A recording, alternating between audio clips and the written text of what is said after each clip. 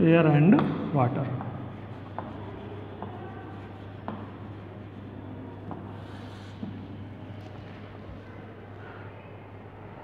In this chapter you will know about atmosphere, layers of atmosphere and composition of air and its utility. तो first topic is atmosphere.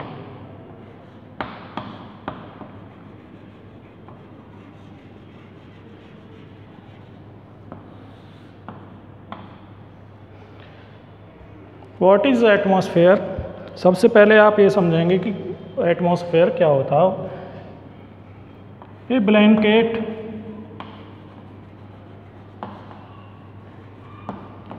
Of air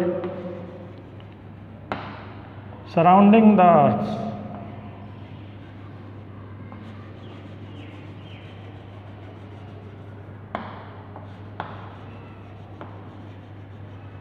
is called atmosphere.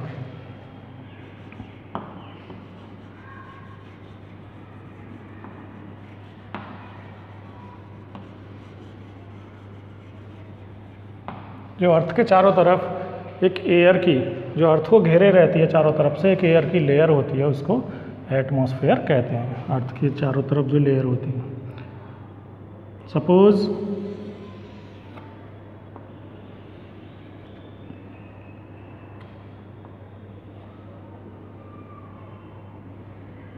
इस diagram की help से आप अच्छी तरह से समझ सकेंगे।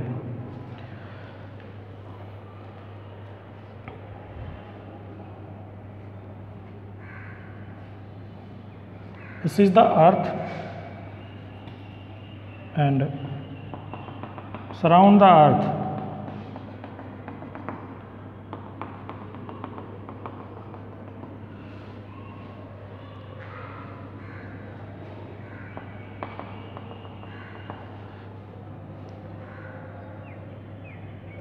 atmosphere is present in different layers.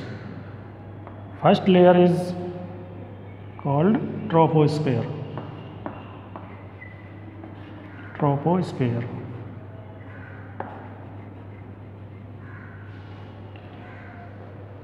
It is the densest layer of the atmosphere. इसमें सबसे ज़्यादा एयर प्रेजेंट होती है। इस वाली डेंसेस्ट जो नियरेस्ट होती है अर्थ के, इसमें सबसे ज़्यादा एयर प्रेजेंट होती है। The second layer of the atmosphere is stratosphere.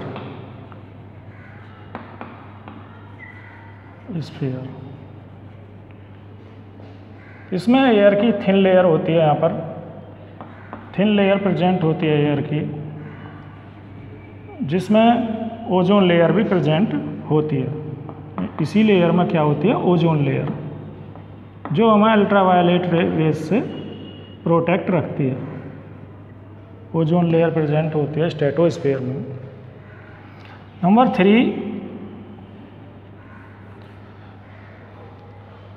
3 layer is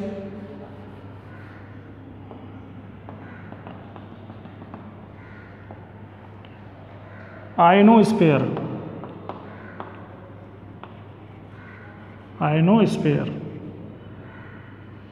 इसमें और भी कम, बिल्कुल कम होती है air present.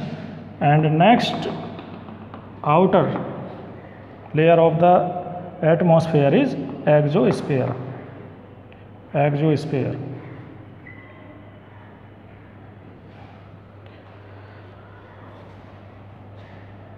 Exosphere is the outermost layer of the atmosphere and इससे आउट में, इससे बाहर, एक्सोस्फीयर के बाहर there is no air, so it is called vacuum और स्पेस।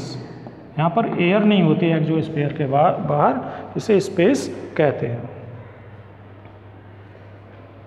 तो बच्चों, अब आप what is atmosphere and layers of atmosphere के बारे में समझ गए होंगे। अब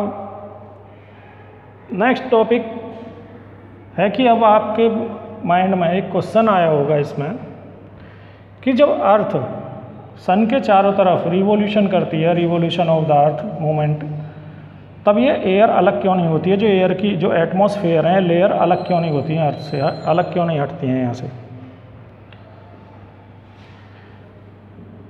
इट इज या this happens because due to the gravity of the earth. The gravity holds the atmosphere surrounding the earth. जो एटमॉस्फेयर होता है इसके सराउंडिंग द अर्थ, उसको होल्ड करके रखती है, अर्थ की ग्रेविटी होती है. ग्रेविटी से सारी जितनी भी एटमॉस्फेयर्स की लेयर होती हैं ये अपनी तरफ, इसकी तरफ होल्ड, ये अपनी तरफ इसको अट्रैक्ट करके रखती है. मूवमेंट के टाइम में भी इसलिए एटमॉस्फेयर जब रिवॉल्यूशन ऑफ द अर्थ होता है, इसमें अर्थ का उसका रिवॉल्यूशन ऑफ द सन होता है, अर्थ की जो मूवमेंट होती है उसके साथ पूरा एटमॉस्फेयर रिवॉल्यूट होता है, उसके चारों तरफ चक्कर लगाता है सन के चारों तरफ. ये ग्रेविटी की वजह से सारे एटमॉस्फेयर इसके साथ बाइंड या होल्ड रहता है. Next topic is importance of atmosphere. Importance of atmosphere. इसका इम्पोर्टेंस क्या है एटमॉस्फेयर का? There is very many gases present in the air. Different kind की यहाँ पर गैसेज होती हैं, मैनी गैसेज होती हैं, जैसे oxygen, nitrogen, hydrogen, helium, carbon dioxide. ये सभी टाइप की इसमें गैस होती हैं एटमॉस्फेयर में प्रेजेंट. तो सबसे पहले हम बात करेंगे इम्पोर्टेंस ऑफ एटमॉस्फेयर. जो एटमॉस्फेयर है ये हमारे अर्थ के लिए कैसे इम्पोर्टेंस है इसकी. एक तो यहाँ से हमें जो एटमॉस्फेयर में प्रेजेंट होती है ऑक्सीजन गैस, ये सर्वाइवल के लिए और लिविंग बींग्स की सर्वाइवल के लिए बहुत ही नेसेसरी है. मोस्ट इम्पॉर्टेंट गैस है ऑक्सीजन. तो और दूसरी बात, जो सन से अल्ट्रा वायलेट रेज अर्थ पर आती हैं, it protects us from ultra violet या UV rays of the sun. जो ये है हमारा एटमॉस्फेयर, ये हमें सन की अल्ट्रा वायलेट रेज से क्या करता है, हमें प्रोटेक्ट रखता है. या तो वो अल्ट्रा वायलेट रेज को जो लेयर्स होती हैं ये रिफ्लेक्ट कर देती हैं रेज को, और या फिर उनको एब्जॉर्ब कर लेती हैं अपने अंदर. तो यह हमें अल्ट्रा वायलेट या हार्मफुल रेज से हमें सेफ रखता है एटमॉस्फेयर और लिविंग बींग्स को. या तो ये जितनी भी हार्मफुल सन हीट होती है, सन रेज होती हैं, उसको अपने तरफ एब्जॉर्ब कर लेती हैं अपने अंदर, या फिर उन्हें रिफ्लेक्ट कर देती हैं. मोस्टली रिफ्लेक्ट करती हैं और अदरवाइज उन्हें एब्जॉर्ब कर लेती हैं. और जो जितनी हमें ज़रूरत होती है यहाँ पर लिविंग बींग्स के लिए, लिविंग थिंग्स के लिए जो सूटेबल रेज हैं, उन्हीं को वहाँ पर अर्थ पर आने देती है.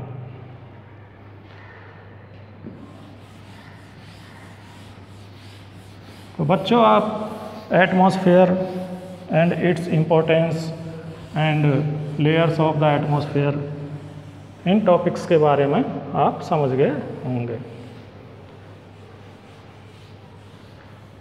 Next topic is composition of air. Composition of air.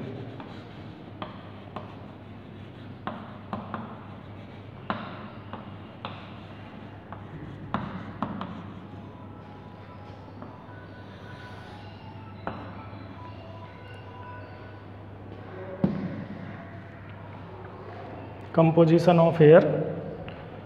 Air is a mixture of many gases. It contains 78% nitrogen,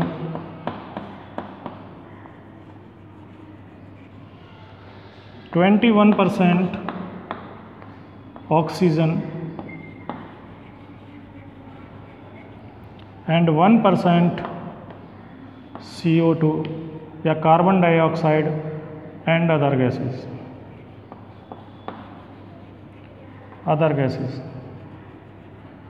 अब CO2 0.03% प्रेजेंट होती है इसमें, 0.03 3%। And carbon and other gases में हीलियम, आर्गन, हाइड्रोजन, नियोन, ये अदर गैसेज प्रेजेंट होती हैं इसमें 0.95%।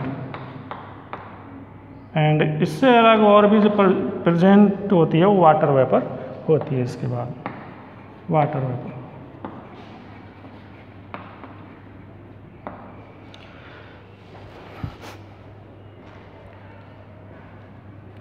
आप इस डायग्राम की हेल्प से अच्छी तरह से आप स्ट्रक्चर कंपोजिशन ऑफ एयर को समझ सकते हैं।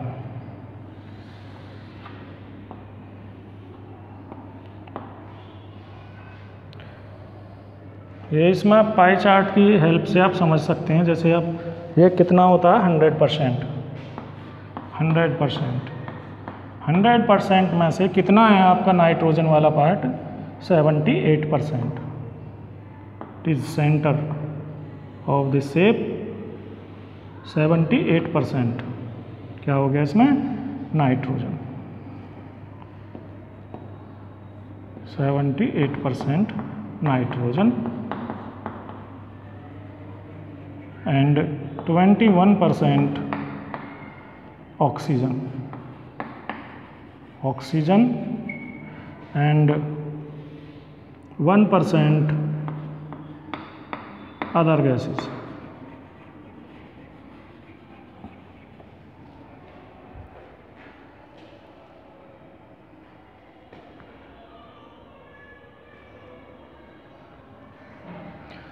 तो स्टूडेंट्स, हम जो यहाँ पर जो main components of the main constituent of the air हैं, जैसे नाइट्रोजन, ऑक्सीजन और कार्बन डाइऑक्साइड, इनके बारे में आपको हम समझाएंगे। तो first is oxygen. Oxygen is the important gas, most important gas.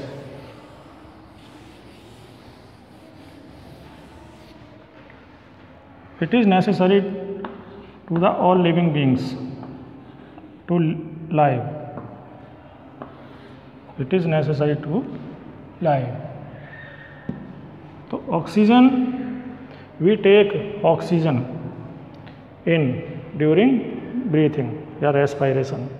हम ऑक्सीजन अपने अंदर लेते हैं and release carbon dioxide. We take oxygen and release carbon dioxide gas. Take oxygen and release CO2.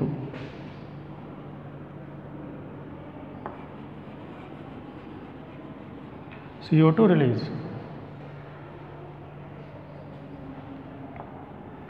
Oxygen helps in burning and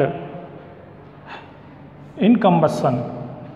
जो हमारा food का oxidation होता है, ऑक्सीजन गैस उसमें हेल्प करती है। फूड के ऑक्सीडेशन के बाद ही हमें, जब हम फूड क्यों खाते हैं, why do we eat food? हम फूड इसलिए खाते हैं क्योंकि उससे हमें एनर्जी मिलती है। Food give us energy to do work, हमको एनर्जी देता है वर्क करने के लिए। तो एनर्जी ऐसी डायरेक्ट नहीं मिलती है कि फूड खा लिया और एनर्जी मिल गई, ऐसे नहीं है।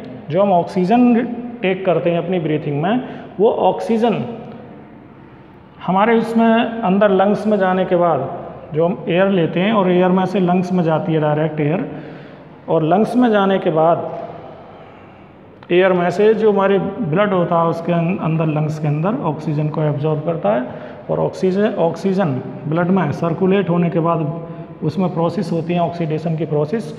फूड का ऑक्सीडेशन होता है, उसके बाद हमें एनर्जी मिलती है जिससे हम वर्क करते हैं। We take oxygen and release CO2। तो टेक वाली कंडीशन को कहते हैं इनहेल। ऑक्सीजन का होता है इसमें इनहेल, और इसमें क्या होता है एक्सहेल। इसको कहते हैं जो आउट गिव आउट वाली प्रोसेस होती है उसको कहते हैं एक्सहेल, और इसको कहते हैं इनहेल। जो हम ऑक्सीजन लेते हैं और जो हम रिलीज करते हैं उसको कहते हैं एक्सहेल वाली प्रोसेस ब्रीथिंग की।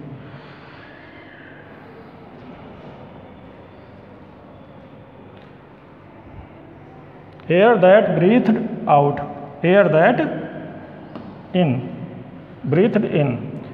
इनहेल का मतलब होता है, inhale means air that breathed in, air that breathe out, जो ब्रीथ के टाइम में आउट होती है उसको कहते हैं एक्सहेल, और जो ब्रीथ के टाइम में इन होती है उसको कहते हैं इनहेल।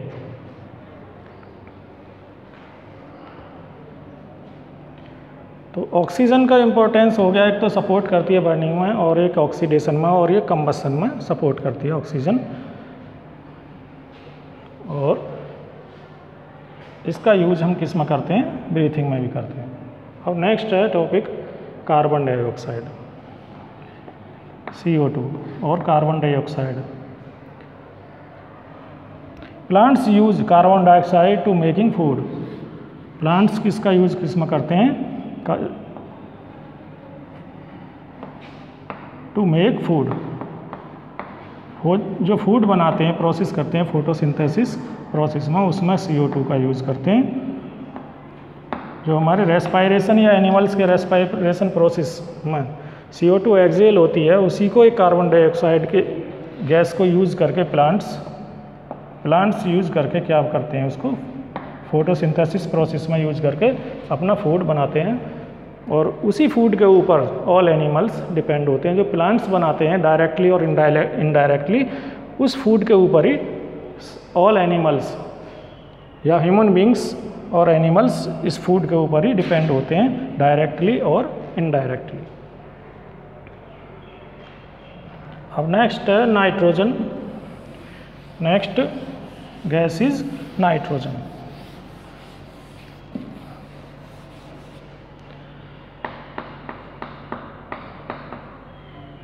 जो एटमॉस्फेयर में नाइट्रोजन प्रेजेंट होती है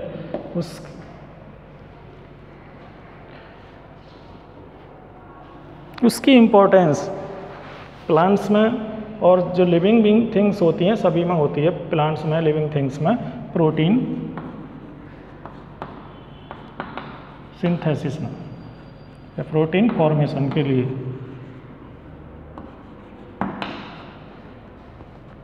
इसके लिए नाइट्रोजन रिक्वायर होती है, बहुत ज़रूरत होती है नाइट्रोजन की।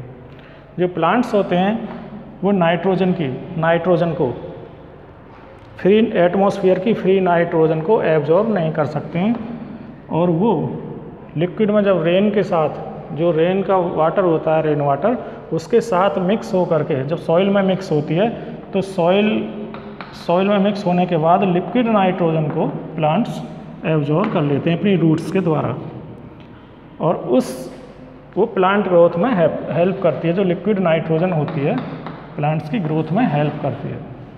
आप जानते होंगे कंपोनेंट्स ऑफ फूड में द फंक्शंस ऑफ प्रोटीन। तो प्रोटीन के फंक्शन होते हैं, टिश्यू की रिपेयर करती हैं और बॉडी ग्रोथ में हेल्प करती है नाइट्रोजन जो होती है। तो नाइट्रोजन किससे बनती? नाइट्रोजन से क्या बनती है? प्रोटीन सिंथेसिस, प्रोटीन बनती है इससे। एक मेन कंपोनेंट है प्रोटीन का नाइट्रोजन, जिससे इसका फॉर्मेशन होता है।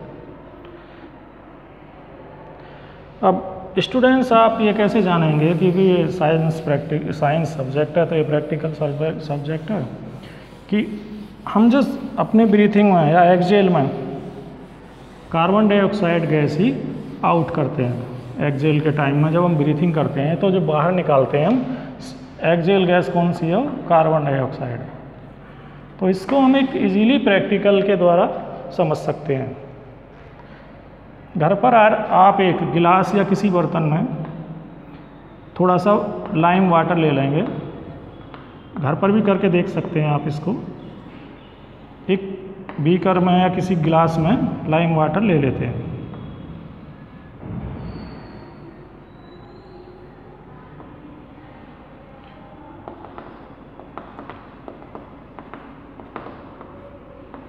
लाइम वाटर, तो लाइम वाटर में जब हम किसी पाइप के द्वारा इसमें विंड ब्लोज करते हैं, एयर यानी कि फूंक मारते हैं इसके अंदर, ब्लोइंग विंड करते हैं यहाँ के इसके अंदर, तो इसका कलर चेंज हो जाता है। और कलर कैसा हो जाता है इसका? Milky. This shows that the carbon dioxide present in the air, जिसके द्वारा हम अपने मुंह से फूंक मार रहे हैं उसके अंदर क्या है? कार्बन डाइऑक्साइड गैस है। तो कलर कैसा चेंज हो जाता है? मिल्की। यदि हम लाइम वाटर में कार्बन डाइऑक्साइड गैस फ्लो करते हैं उसके अंदर, पास करते हैं लाइम वाटर के अंदर, तो इसका कलर कैसा चेंज हो जाता है उसका, मिल्की लाइम वाटर का।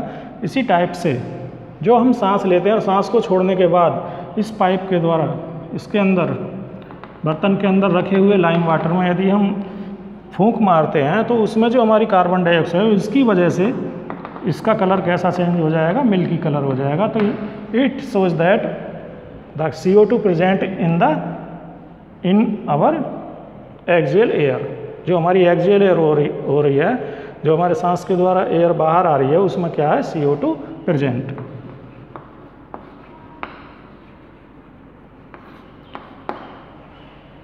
तो स्टूडेंट्स अब आप समझ गए होंगे कुछ इसमें टॉपिक्स हैं, एटमॉस्फेयर और atmosphere and layers of atmosphere and composition of airs. अब बाकी जो रिमेनिंग वर्क है वो हम अपनी नेक्स्ट वीडियो में आपको समझाएंगे। Thanks, have a nice day.